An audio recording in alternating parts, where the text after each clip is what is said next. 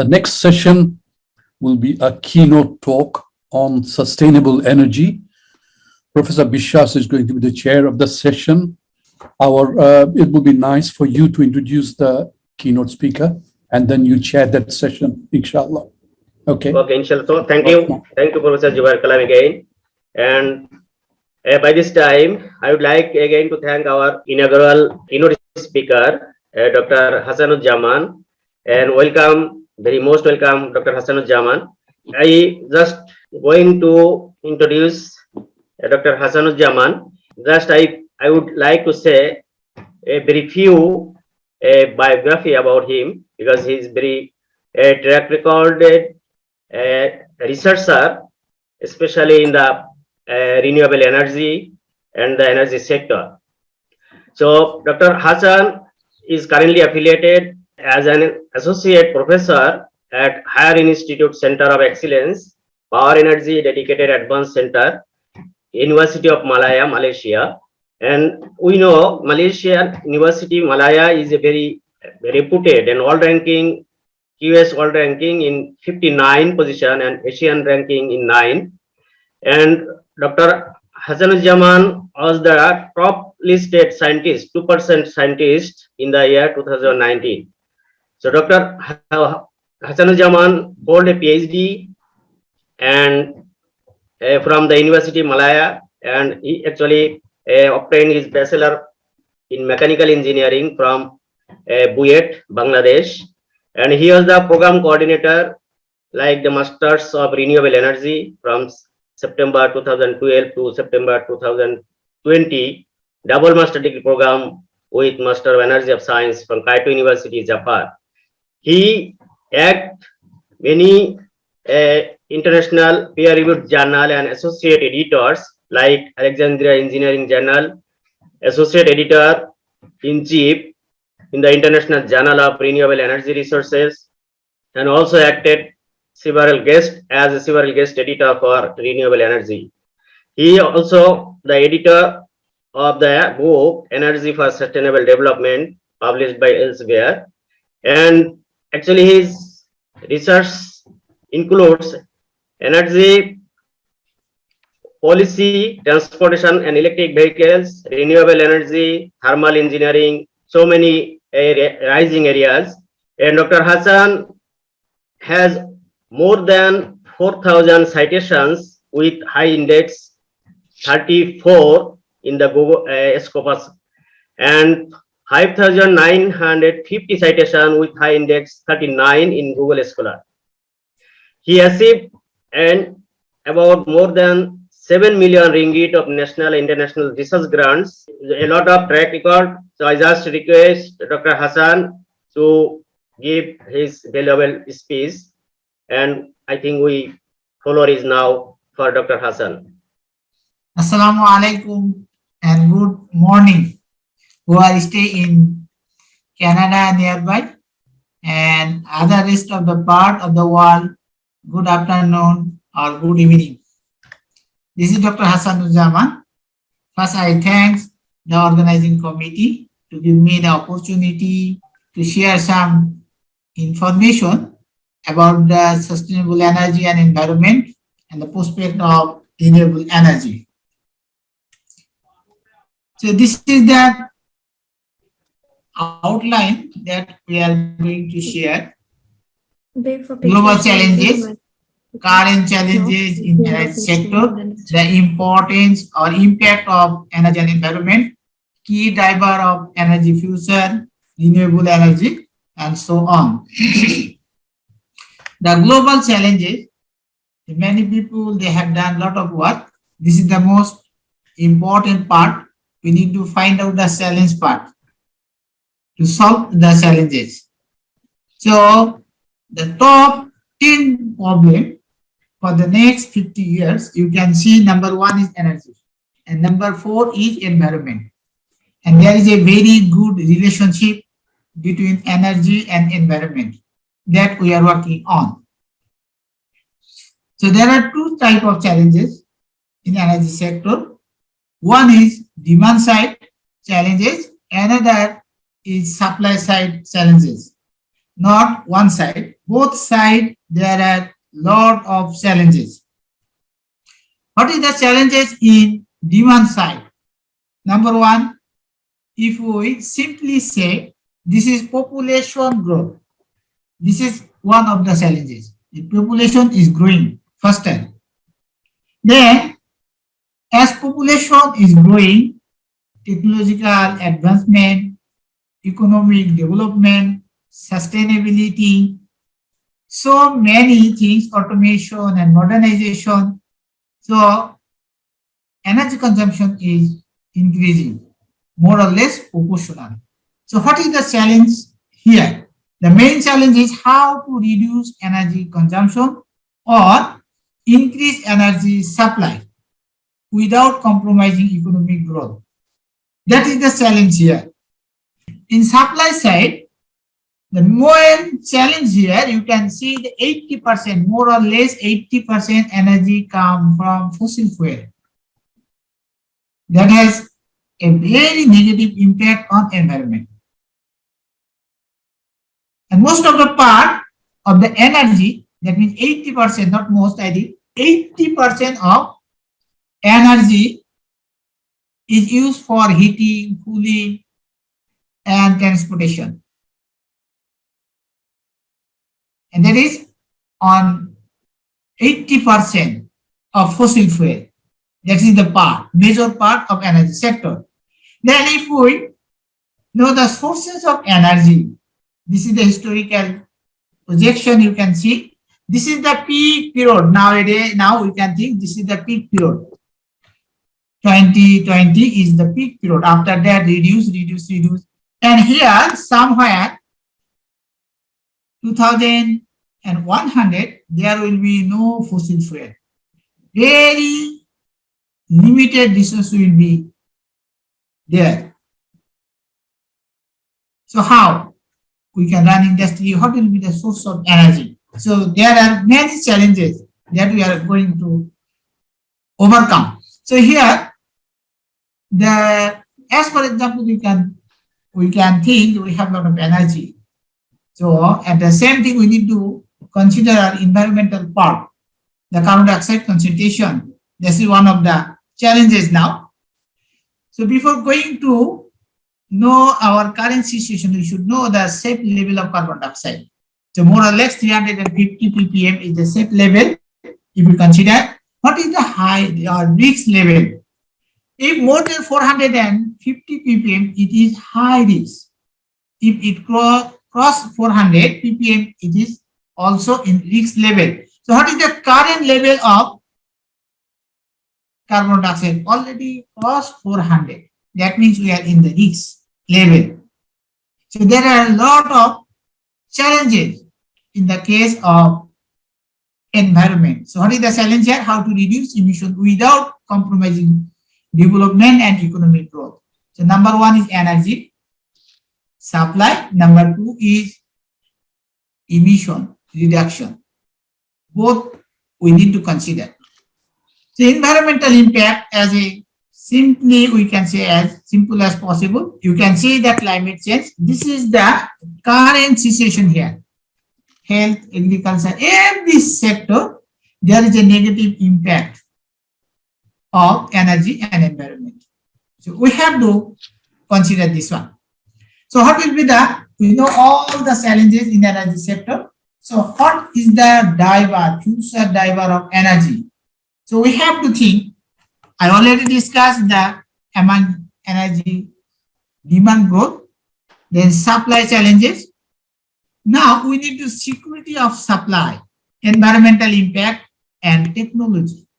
That means we have to consider these 5 pillars of energy, not only demand growth or supply challenges, security of supply, environmental impact.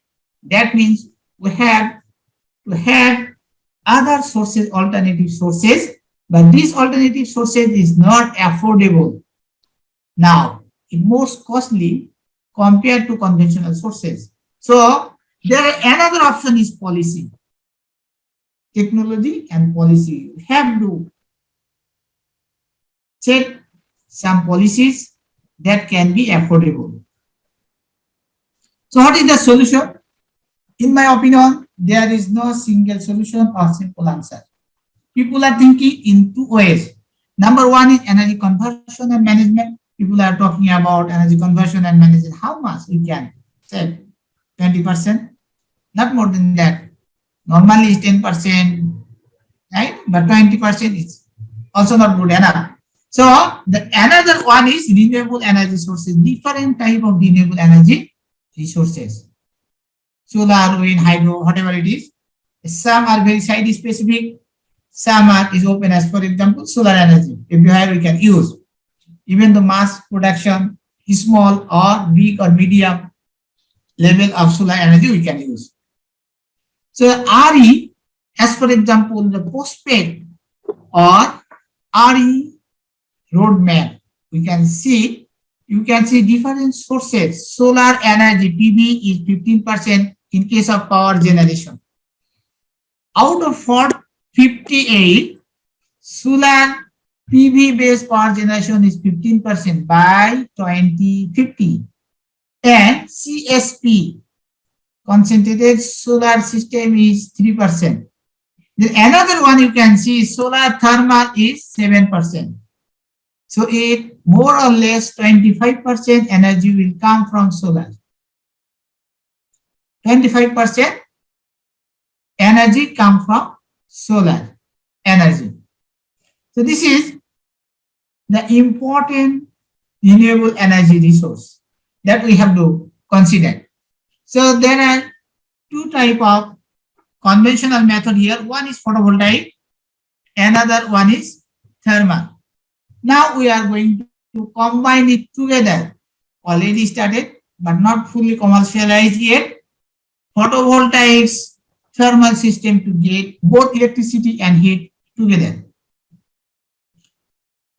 So solar thermal energy, that is going to lead, that we know already, there is a major portion will come from solar thermal, especially in some areas. So solar thermal energy also come from two sides, especially in industrial process heat. Another one is power generation. So before going to industrial process heat, so what type of processes we can use solar energy? You can see here, this is different type of industrial process. These processes we can utilize in these processes.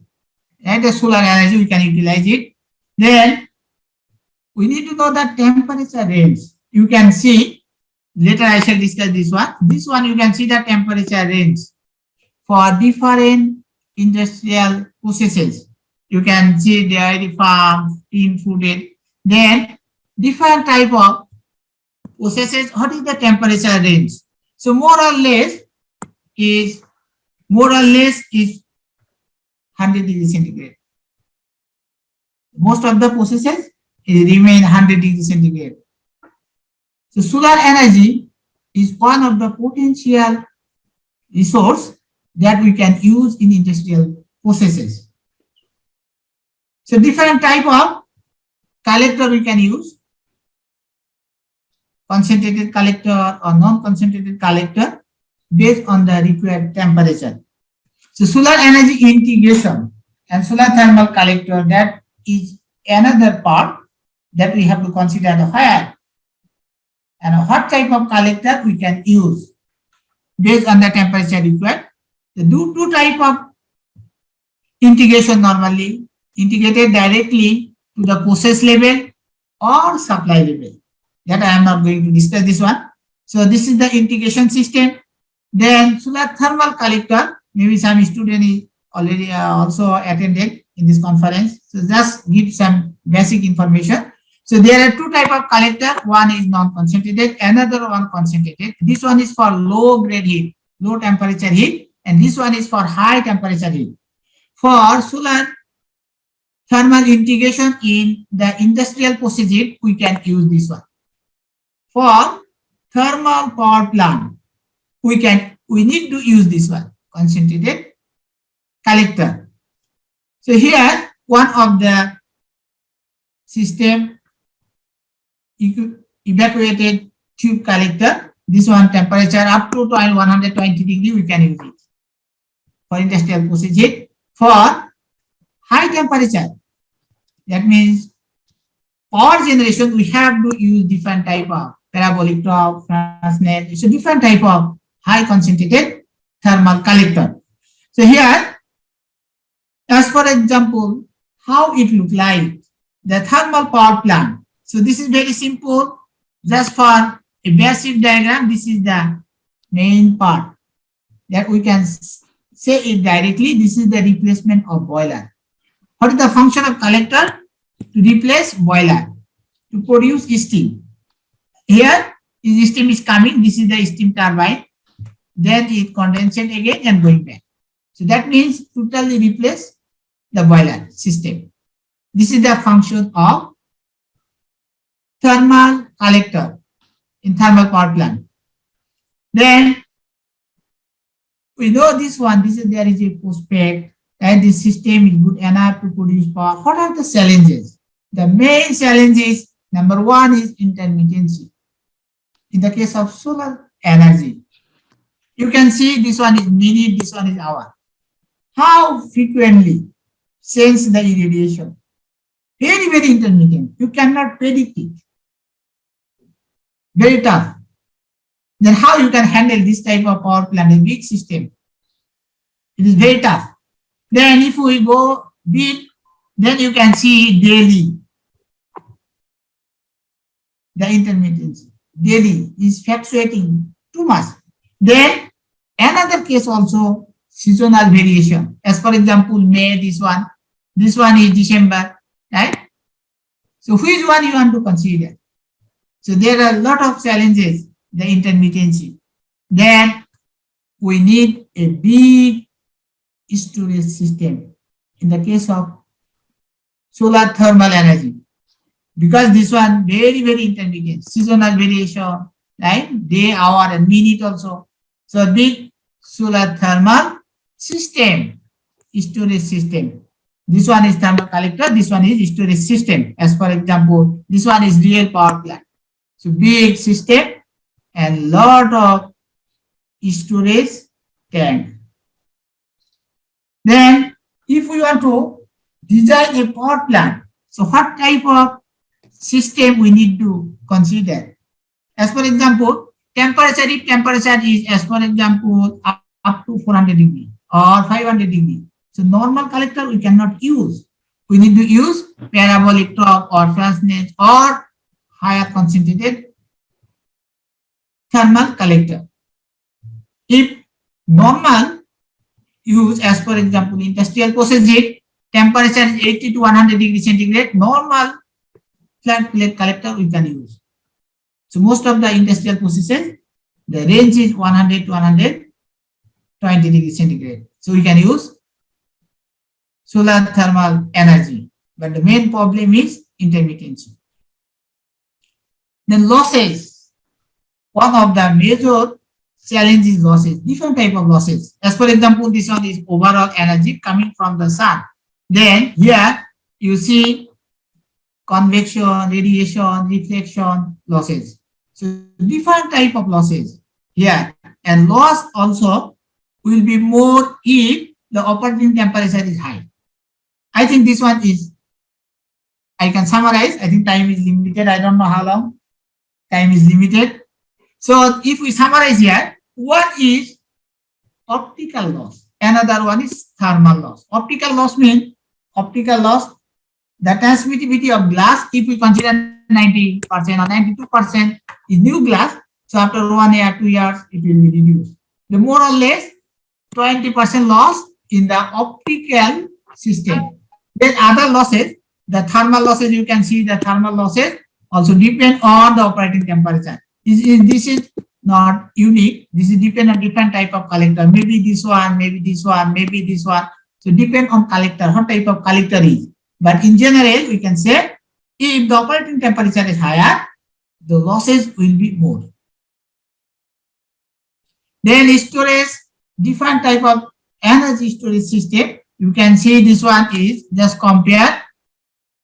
This one is thermal energy storage system. This one is already developed.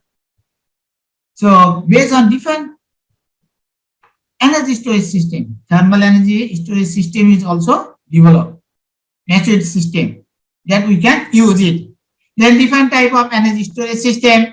I need to, I think, make it short. Then solar thermal collector, heat transfer fluid, the storage tank. This one is storage tank. Then working fluid pass to the heat to power conversion, or our is supply to the system.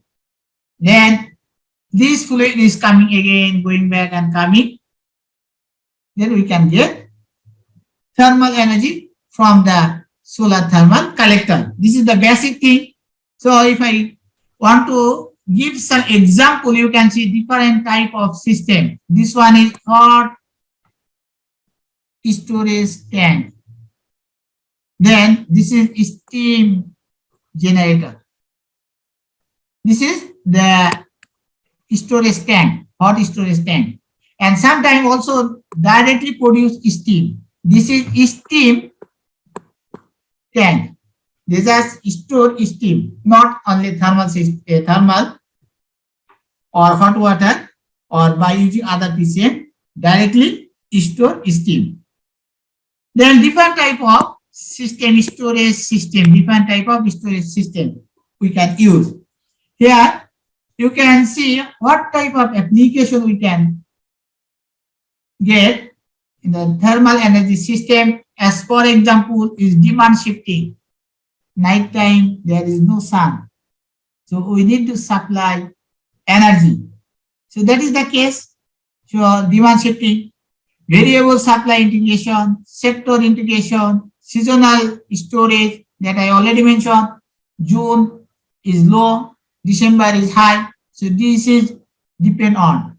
And this storage system also depend on, some is long time, some is for short time, just 1 hour, 2 hours, 3 hours, or 1 day, or 24 hours, right? So this is depend on what type of energy storage system. Based on the demand, we can design the energy storage system. So this is the application. Then one of the important part that I mentioned here, the energy fusion need a very good policy. Policy is very, very important. Very, very important. So policy and planning, invest in energy and development activities, and even the state project can help to overcome technical challenges that I mentioned. In case of solar energy, there are a lot of challenges, technical challenges we need to overcome. So proper planning and policy is very, very important. Then planning and regulatory framework that I mentioned, and energy policy making. For example, introduce carbon pricing system, remove all fossil fuel subsidies. So many countries still they are giving subsidy in fossil fuel. So that type of regulatory work framework we need to build up. Then market structure, then research and innovation. We are the academician, so our main target is research and innovation. We need to develop some system, right? The system planning and strategy, policy. We have to give some information to the policy maker. So this type of technology already matured, we can use for this one. So the focus on research and development, what type of research we need to do. So this one you can see here, the target.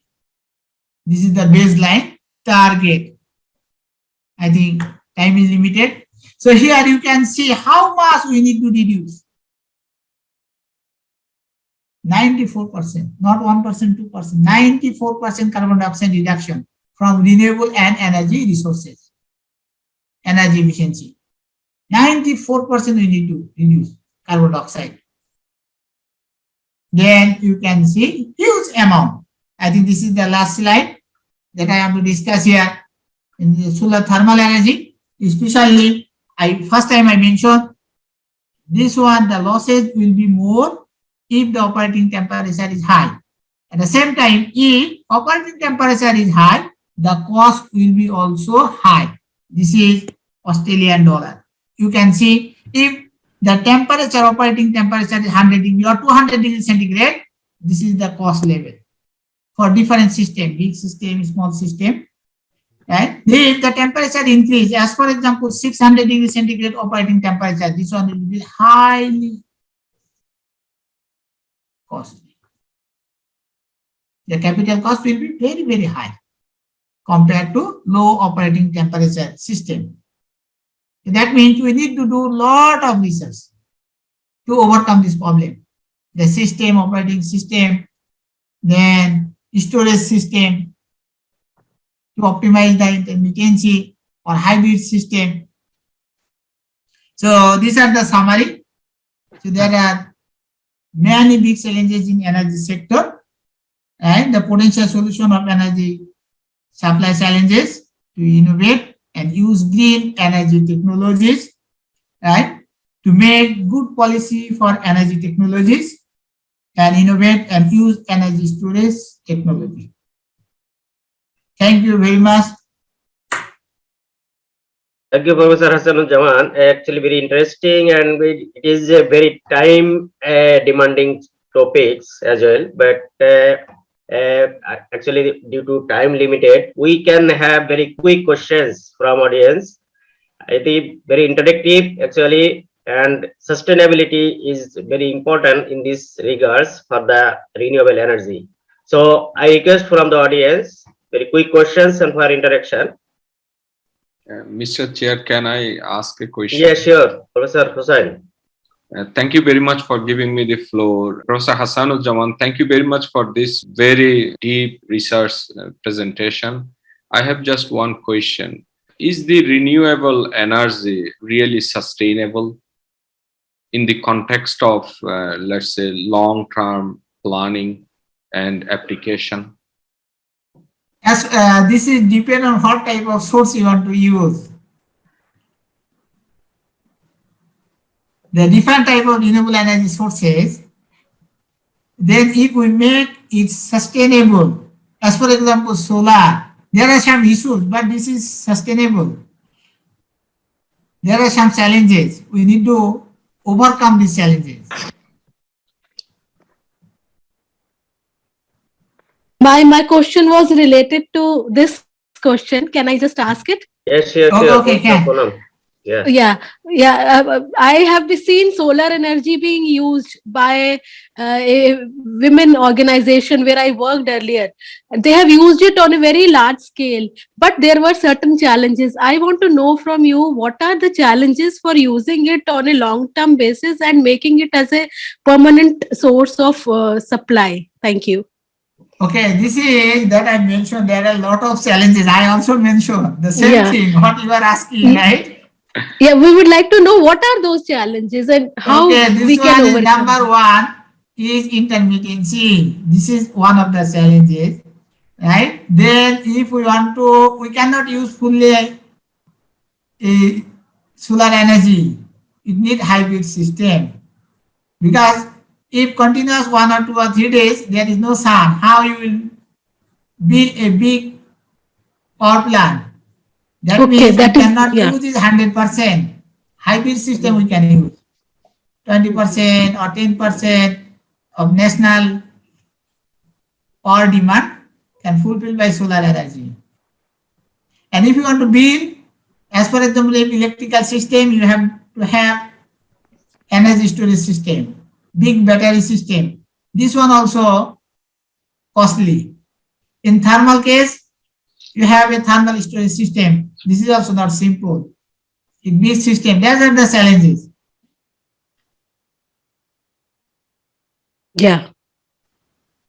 Thank you, Dr. Hassan. Thank you. I have some supplementary questions.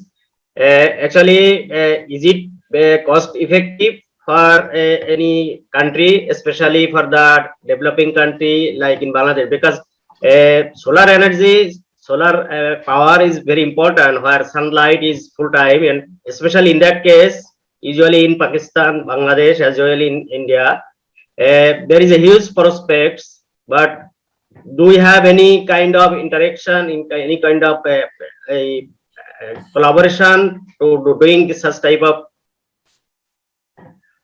Okay. Actually, in Bangladesh, Pakistan, the seasonal variation, there are two types of irradiation. One is direct and diffuse.